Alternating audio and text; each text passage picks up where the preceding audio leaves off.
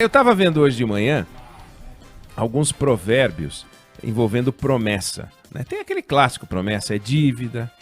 Aí eu vi variações, quem promete em dívida se mete. Muito prometer é sinal de pouco dar.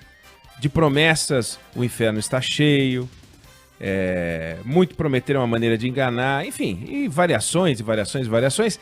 E eu fui pesquisar porque quando a gente escuta as promessas e os projetos do ministro Tarcísio Gomes de Freitas, da infraestrutura, quando a gente escuta as promessas e os projetos do ministro Paulo Guedes, não tem como a gente não ficar animado com um Brasil que vai se transformar. Não tem como, não dá. Porque eles apresentam as coisas, os cenários, a transformação que virá por aí, e sempre virá, né?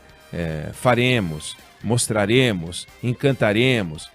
E eles apresentam sugestões de modernização do Estado, envolvimento da iniciativa privada, privatização, concessão de serviço público, profissionalização do serviço público, né? Mecanismos de avaliação de desempenho do servidor, tudo aquilo que é música para todo mundo que quer viver num país em que o Estado entregue uma quantidade de serviços de qualidade e delegue a iniciativa privada uma parte da responsabilidade, fiscalize, observe, monitore, cobre e tal. Então eu fico animado. E eu vejo que eles acreditam naquilo que eles pregam. Então não é assim, de promessas o inferno está cheio. Eles não são malvados, eles acreditam que eles vão conseguir realizar aquilo que eles prometem. E aí, eu torço para que eles consigam realizar. Acontece que o poder da máquina de pegar os bons projetos, as boas promessas e tirar dos bons projetos e das boas promessas aquela força original do momento em que elas são vendidas é notável. É notável, é mais forte do que o poder de transformação de pessoas envolvidas em mudar o Brasil, como o ministro Tarcísio Gomes de Freitas, como o ministro Paulo Guedes. Então você pega, em julho do ano passado, o ministro Tarcísio anunciou um programa para ser concluído até o último ano do mandato do presidente Bolsonaro. Então é uma lista que ele chamou de carteira de projetos, que tem lá a concessão de 41 aeroportos nas 5 regiões. E ele disse, nós temos o maior programa de concessão de ativos de infraestrutura do mundo. Existe um interesse claro dos investidores estrangeiros em investir no Brasil e o nosso trabalho é atrair esse mercado. E é mesmo, está certo. E começou a listar os projetos. Então, na região sul tem lá o aeroporto de Curitiba, Foz do Iguaçu, Londrina, Navegantes. Aí você vai para a região norte, tem Manaus, Boa Vista, uma lista extensa. Perceba que o ministro Tarcísio, ele disse nessa entrevista, nesse anúncio, que o leilão ocorreria no segundo semestre de 2020. Nós estamos entrando no segundo semestre de 2020. E os projetos que foram enviados, que estão nessa lista, foram enviados para o Tribunal de Contas da União há um mês. Ou seja, agora o Tribunal de Contas tem que olhar, avaliar, apresentar complementos de estudo. Depois vai ter que ter uma avaliação de estimativa de impacto de curto, médio e longo prazo, os efeitos da pandemia, etc. Para daí, então, lançar os editais e fazer o leilão e daí terminar o processo. Pelo cronograma atual do programa, já não é mais segundo semestre de 2020. É final de 2020, que já é 2021.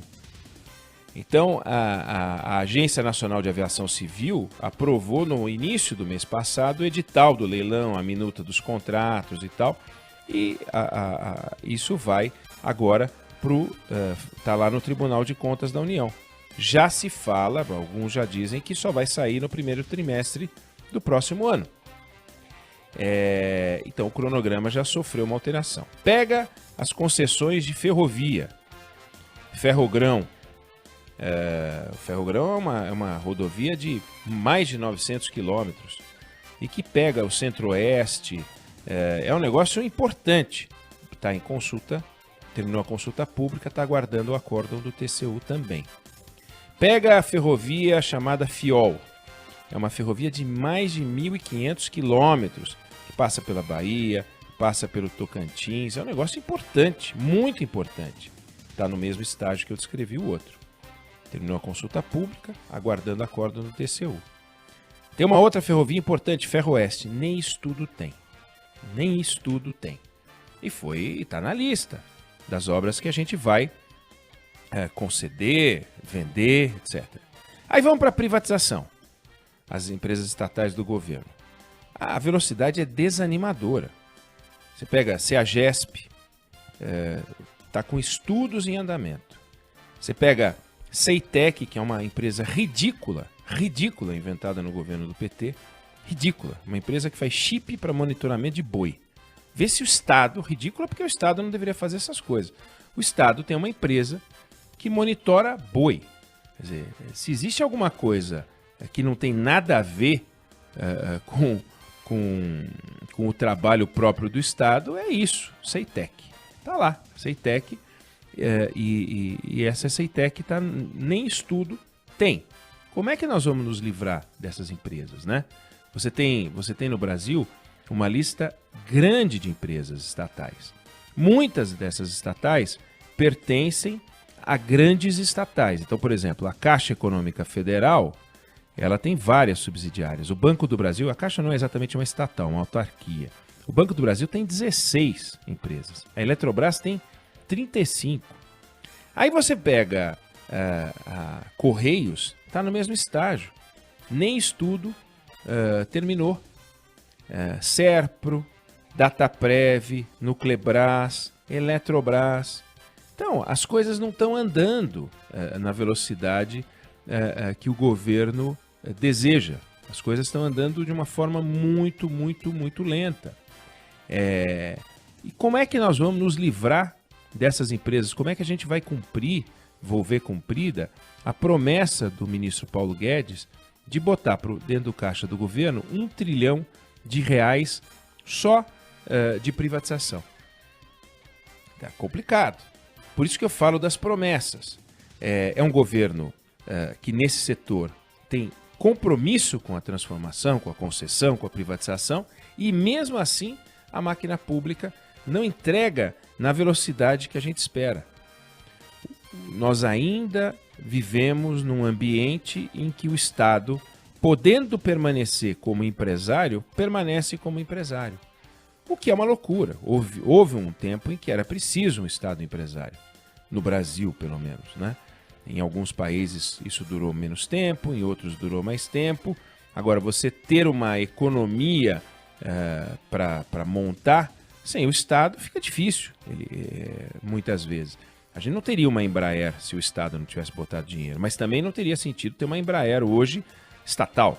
Ela está passando dificuldades privadas. Imagine num ambiente estatal, com aquela velocidade, fazendo licitação pela 8666, aquela novela que não tem jeito.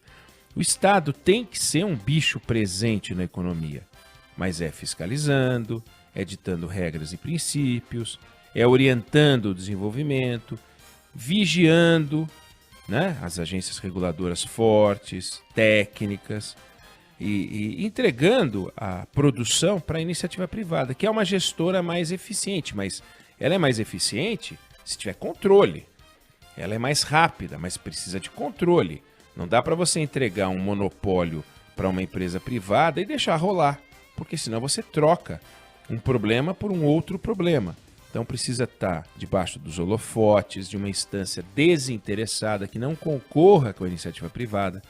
É uma loucura você imaginar que o Estado tem um banco e quer fazer regras para os bancos privados, mas tem um banco. Então ele vive um conflito. Se o Banco do Brasil tiver um lucro extraordinário, isso é bom para o caixa do governo. Mas isso pode ser ruim para as políticas públicas do governo. Ele vive uma contradição. Ele é patrão de empresa, ele é o controlador de uma empresa, ao mesmo tempo ele quer que o juro fique baixo. Como é que resolve um negócio desse, né? Tem um conflito. Então, é preciso que a gente vença essa discussão para que o debate sobre o papel do Estado se concentre naquilo que realmente interessa, que é incrível.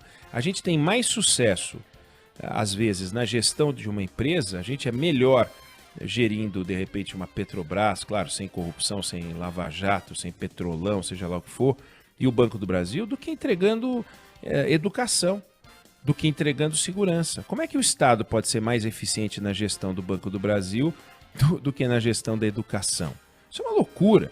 Então, é preciso que a gente ande com isso. O que incomoda é você ver um governo, não é o governo que é avesso à privatização. O presidente Bolsonaro não é um grande entusiasta. Ele chegou a dizer lá atrás que ele não iria vender uma Eletrobras para, de repente, os chineses. Ele estava incomodado com os chineses, continua incomodado com os chineses, um discurso impróprio, mas ele disse para os chineses virem aqui comprar. Ele dizia a frase assim: os chineses não estão comprando no Brasil, os chineses estão comprando o Brasil, né? E a gente está vendo as coisas avançarem num ritmo muito lento, muito lento. Lento na educação, né? Lento nesses avanços aqui também na área mais econômica. Apesar do entusiasmo, apesar do discurso sem dúvida, né, que esses ministros têm. Então eu queria chamar a atenção para isso. Temos um problema grande, que é a resistência, é a burocracia, a lentidão. Mesmo todos remando na mesma direção, olha só como os cronogramas começam a ficar lentos e parados. Não se vendeu um pé de couve nesse governo que seja relevante. As listas aumentam. Nessa lista do ministro Tarcísio tem 41 aeroportos. E aí, cadê a venda dos aeroportos? Quando é que a gente vai ver isso tudo entrar em operação? A Covid, ela é um agente perturbador? Ela é, mas ela tomou posse em março desse ano. O presidente Bolsonaro tomou posse em janeiro do ano passado.